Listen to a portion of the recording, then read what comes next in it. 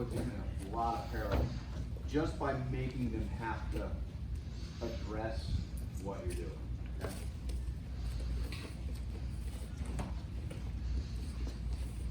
So, first things first, I clear the hands, right? Okay? Now, as I start to hip out, I'm gonna come up, versus the sweep series, Kimura, guillotine we've been working on, we're gonna keep our arm on the same side of the head.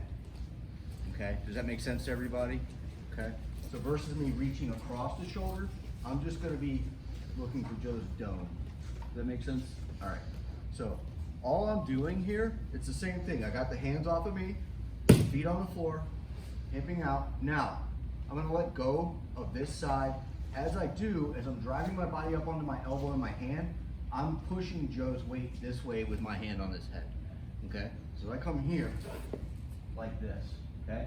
So I made Joe make some space, okay? Now, Joe's gonna come back to me because he's like, oh, I don't like this at all.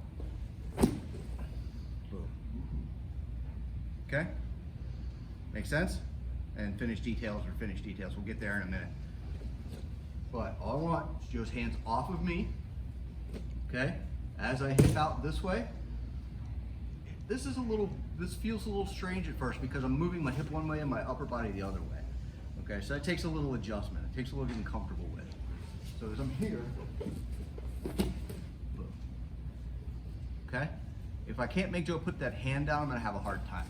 So I have to push his head relatively hard. Okay, does that make sense? Again? Yeah? All right, so I clear the hands off of me. I hip out, I push Joe, boom, okay? So you got to see the ugly side too. I don't do it nearly as well on that side. Here, boom, push, bang, okay? You see, I'm not really making any concentrated effort to do anything but get something over here, pushing Joe's head. Does that make sense? So it's my elbow, my forearm, my wrist, my hand, just something to move him, okay? So as I get here, okay, as I'm coming out, just something. I just need him moving. That makes sense? Yeah? Right there. Got it? All right, let's do it.